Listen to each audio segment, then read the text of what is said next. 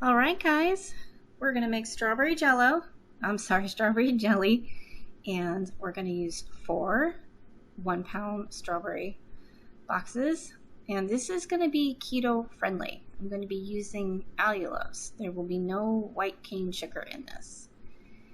And what we need to do is put our half-pint jars in some hot water. We need to boil it. We need to sterilize it. And now I'm going to show you just how I'm cutting them up. I'm just going to core out the little center there, and I can't remember. Okay, I'm not cutting it. I'm just sticking it in the colander. So I'm telling you, I'm going to finish those up.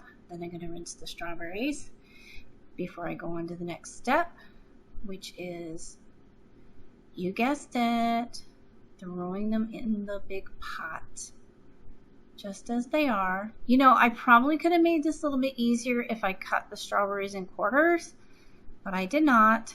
I'm gonna use the little old-fashioned masher and just kind of, put some muscle into it and mush them a little bit. And, it takes a little bit of doing, but you can. Like I said, you could make it easier if you quartered them, but I did not. So I added the rest of the strawberries and doing the same thing. And that's what I was showing you, obviously. Okay, so I got a little ahead of myself. I did it in 3s.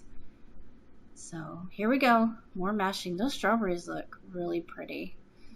No, they're not from my garden, obviously. I wish they were.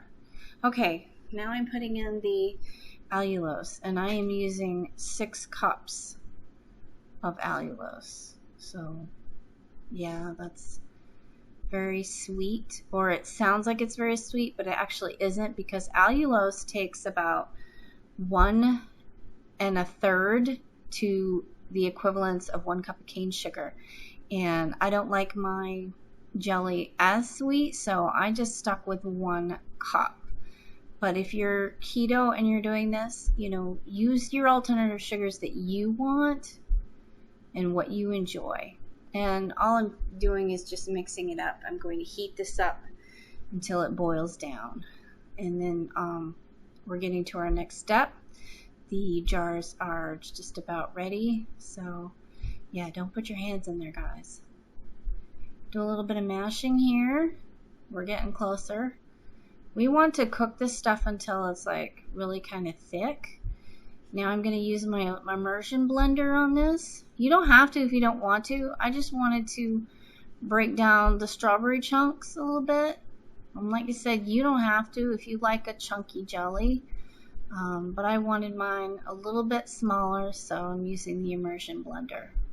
Look at those coils on that stove. That's pretty cool. And this stuff gets really, really hot. This is like a medium high, because I don't want to burn that sugar. So you want to keep an eye on it. You want to stir it constantly, because burnt sugar is gross. So we don't want to do that. All right, I think I'm gonna take that out now. And you see that foamy stuff before I scoop it in the jars, you can skim the top off with that foam, because that's something that happens natural. You can see it start to get bubbly. It's starting to get a little bit thicker. Now, I am not using any fruit pectin in this, but if you would like to make it a little bit more thicker, you certainly can. I'm just doing a spoon test with that right now. And here I am showing you about skimming the foam off the surface. I don't know if that would hurt your jelly or not. I have no idea. I've made jelly before, and a couple of times I've had the foam, not often. And this is all I've done, is just kind of scrape it off. Like I said, if you want the fruit pectin, that would make your jelly a little bit more firm. But I don't want the fruit pectin. This is going to come out kind of like almost like a preserves, but you can use it just like jelly. Alright, so I've got the hot jars out onto a towel, and I'm just, scooping it in. You got to leave like a 1/4 inch from the top. It's been a while since I canned anything. I did can some blackberry jelly a while back, but like I said, it'd been a while. Alright, so here we go. I guess I'm showing you how to do another one. This stuff smelled really, really good. And, I did taste it. It's something you want to do to make sure it has the right, sweetness. I'm just kind of taking the air out of the, making sure there's no air bubbles in there. Because you don't want your air bubbles in there when you put the little lids on. And if you don't have one of those little plastic things, use a knife or something. You don't need anything fancy. This just came with the set, those little grippers right there. That stir stick came with the grippers and the, I guess the funnel type thing, whatever you want to call it. So now you need to wipe around the edges to make sure it's nice and clean. I just, put a little bit of hot water on that. Going around, you just want to make sure you don't have anything sticking jelly on the rims or anything like that. Okay, and now I'm going to use my tongs to put the tops on because the lids are still in the boiling water and that's really hot. I do not have one of those fancy schmancy magnet topper thingies. I did look for one, but my Walmart really didn't have much. So I'm using my tongs. You gotta use what you have, right? And there's the lid. Okay, what am I doing now? Getting some more. Kind of slow. Here we go. Okay, how many am I gonna do for this video? But let me tell you, this jelly is so good. Really, really, really, really good.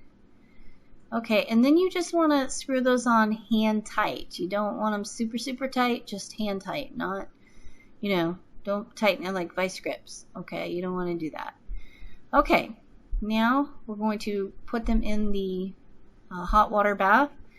You're going to set those down in there and you're going to boil them. You start your time when the water starts boiling and you're going to boil those in that water for 10 minutes. That's all you need is 10 minutes. And it is time consuming, so you need to have patience if you're going to do this kind of thing. So 10 minutes. Okay? So it's going to be, seconds will be done here. That water is boiling. So I'm setting the timer so you can see me set the timer. Woohoo! All right. So that is done and I am showing you these had set for 24 hours. This is the next day. And I took them out and, just set them on the towel and let them cool off. I think I might be trying one for you because I'm opening it. So yeah, I think that's what I'm doing. Yeah. And the reason I didn't have the camera volume on because the kids, there's just a living room full of kids. So it looks really pretty. So I'm just blabbing. Honestly, I don't know what I'm blabbing, but I know I'm about to taste test it. So, yeah, I have no idea what I'm saying there. But here we go. I'm going to taste it after I show you how it looks. So it looks like more like preserves than jelly, but like I said, you can add the pectin if you wanted to. And this will go good in yogurt, ice creams, muffins, peanut butter and jelly, biscuits. You name it, it's gonna go great. So I'm gonna wipe my mouth now because I like to do that because I'm always fearing that I've got food all over my face or my teeth or something like that. So anyway, but I think I'm gonna say thank you for watching, guys, in a minute. And until next time, that, because that's what I say. So